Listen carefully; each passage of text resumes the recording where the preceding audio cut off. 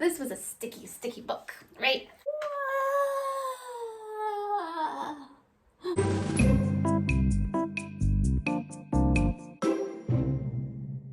Hi everyone, and welcome to another episode of Latte Words, where we sip some coffee and talk about words. You are so sleepy. I guess it's good timing for me to do a vlog with him then.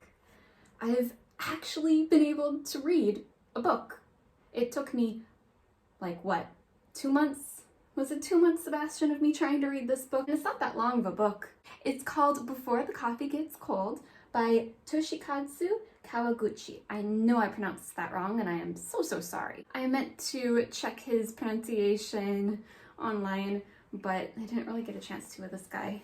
Sebastian's been a little bit rough this morning. He didn't get much sleep, like always. Anyway, so back to this book. This book caught my eye for a very obvious reason. He really wants coffee. He's definitely my son. The other reason that this book caught my eye is I absolutely love Tokyo. I was fortunate enough to get to visit once years ago, and I just fell in love with the city so much. And this book is actually placed in Tokyo, and it was just nice to have a little bit of an escape back into Tokyo. I'm gonna take you there one day. He's gonna break so many hearts there.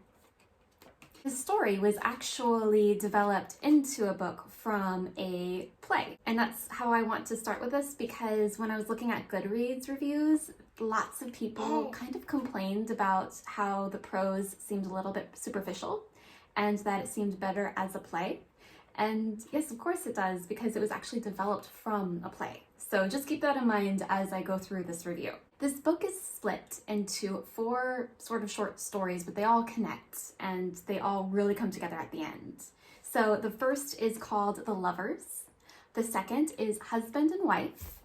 The third is The Sisters. And the fourth is Mother and Child. Spoiler alert, that one got to me the most. So let's read this back cover and see some more reasons why I was so interested in reading this. Sebastian doesn't want to. In a small back alley in Tokyo, there's a cafe which has been serving carefully brewed coffee for more than 100 years. But this cafe shop offers its customers a unique experience, the chance to travel back in time. And Before the Coffee Gets Cold, we meet 4 visitors, each of whom is hoping to make use of the cafe's time-traveling offer. In order to confront the lover who left them, receive a letter from their husband whose memory has begun to fade, see their sister one last time, and meet the daughter they never got a chance to know. The journey into the past does not come without risks. He's currently trying to type at my computer. But the journey into the past does not come without risks. Customers must sit in a particular seat, they cannot leave the cafe, and finally they must return to the present before the coffee gets cold. Toshikazu Kawaguchi's beautiful, moving story explores the age-old question, what would you change if you could travel back in time? More importantly, who would you want to meet? Maybe for one last time. So obviously the premise sounds so interesting and a little bit different from your usual time travel stories. So on to my personal take on the book. So the first story, which is The Lovers, it starts a little bit superficial. Honestly, I didn't get drawn into this book based on that first story. The main character, Fumiko, she starts out as this very independent woman who loves her job. She focuses mostly on that. Yeah, she does. And she's not really that into dating or romance.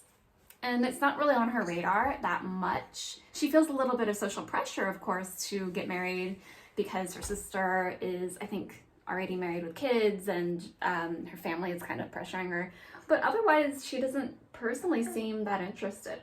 Until she meets, of course, her lover, who is this guy who, he doesn't seem that interesting. I don't know. I don't want to give too much away, but his character is just kind of flat. But somehow she falls madly, deeply in love with him, and she kind of loses all sense of herself, it seems like. And she she was level-headed to begin with, it seemed, and then she just kind of gets obsessive and all she wants is to travel back in time to see him one last time before he leaves for America. And it doesn't seem realistic. It doesn't seem really consistent, I guess, with how her character started out. And it's not a consistent change either. It doesn't make sense to me, I guess. So it kind of rubbed me the wrong way.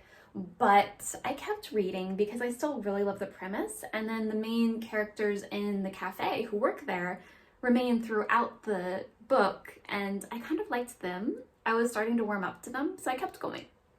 So the next story, Husband and Wife, does get deeper. It deals with Alzheimer's and the loss of memory that comes with it, and how a husband and wife kind of try to reconnect and find a different kind of love and what that means to each of them. And it's a beautiful way that they ended up communicating in the end, and very sad and very meaningful. And that's where I started thinking, okay, this book is going somewhere. These stories have a purpose, and they almost had a sense of a fable where it's very simple characters, very simple premises, but big ideas and big takeaways. Is he waving? Are you waving, Sebastian? I also really enjoyed The Sisters. I thought that was very sad, and again, it got even deeper, and I like to say the word sticky for books that just stay with you forever, so it got stickier.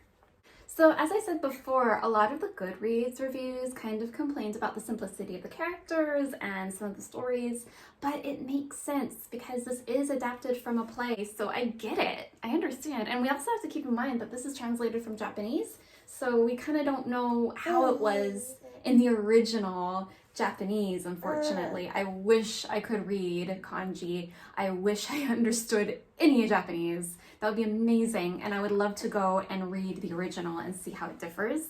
But since we can't, we have to just go on the English translation, and who knows how that changed the meaning of things. What are you doing? You want to see yourself from the side? Does it look different? Am I just being silly? Ow. In a way, that simplicity of character also lent to a sense of a fable. I don't know, I always see fables as kind of very simple, but with big ideas, like I mentioned before. And that kind of just gave it this feeling of timelessness that for a time travel story is really great. And to be honest, I think the characters were actually very unique in their own ways, and those unique traits that they had stayed consistent throughout, other than Fumiko's at the beginning. The other characters were really, really good and well thought out, I thought.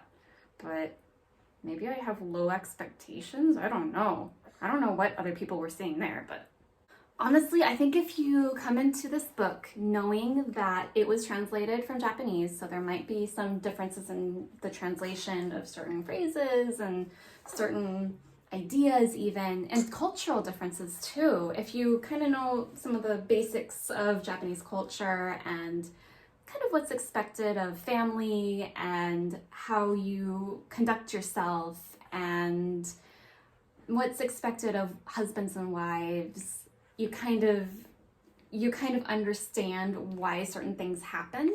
So I think if you come at it with the kind of basic knowledge of Japanese culture, I don't think you have to have deep understanding or anything, because I definitely don't. But I think if you come into it knowing that this is Japanese, knowing that this is developed from a play originally and it's been translated, then I think you can still really appreciate the stories, even if there might be some things that initially might seem weird or off otherwise. And as you can see from the wrinkles on the cover, Sebastian definitely approved of this book. Yeah, you played with this so much because it's all sparkly and pretty. And the last line of this book was the best of all. But with her cool expression, she will just say, "Drink the coffee before it gets cold." And that is a great way to think about life. Drink that coffee before it gets cold.